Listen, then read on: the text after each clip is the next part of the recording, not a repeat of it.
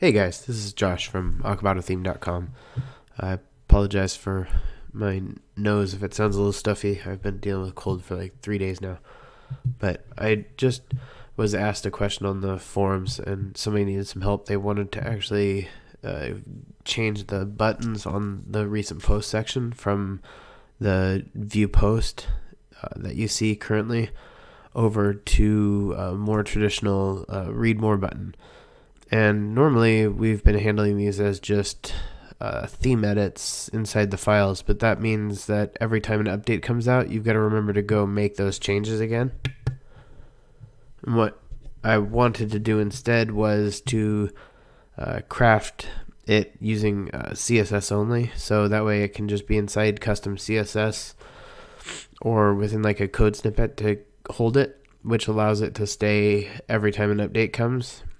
So this way you could actually use to probably accomplish a lot of the language things or other changes that you'd like to have done that don't have an option. Most of these all have an option, but a lot of these buttons don't necessarily have specific ways to update and change them without going into the theme itself.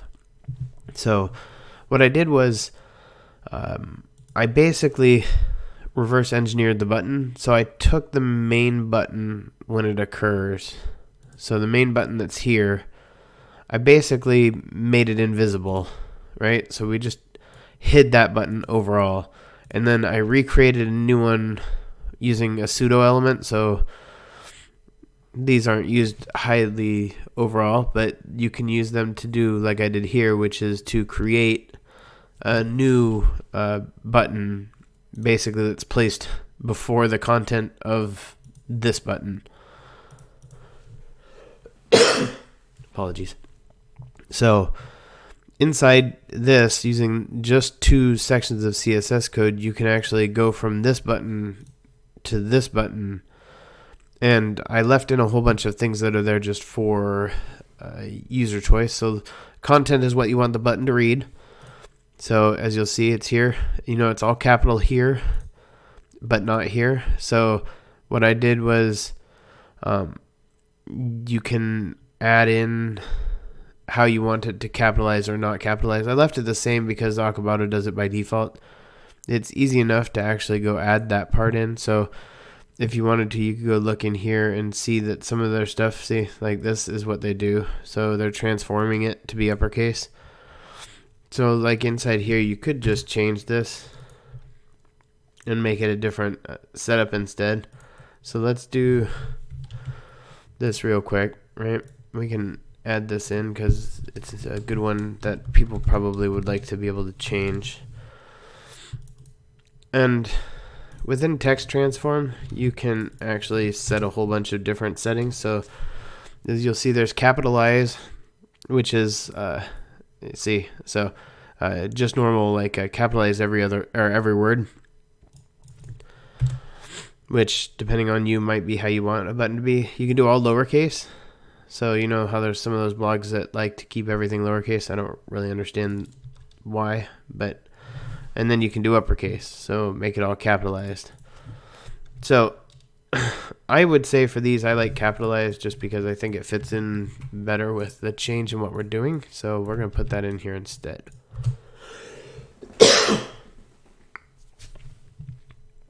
In addition, the border just makes the border around it, and then we put in a radius so it's like the other buttons, so it's got a little bit of a curve on the button. And then the font is here just because that's a built-in font, and it's the font used for the regular buttons, so I put it here just in case. You could always just delete the line or comment it out. It really doesn't hold much matter. Background I've left in here because it's what gives it the color. So like this one's in black and obviously this one's in blue. So you could choose to change colors. That way you have a choice on what you want it to be. And then for padding, what I'm actually going to probably do is I think I'm just going to pull the padding from what a standard button is, because you'll notice I put more padding on the sides than they had on their button. So what we're going to do is we're going to take this and make it capitalized. The button's going to be a little bit smaller, and we'll change it to read me, right? So let's go ahead and update. And what we'll do is go over to here, and then we'll refresh. And now you see the button is much smaller and it's README, so it's closer to what this one is. But this way you can change the buttons to match any kind of input that would match with your site.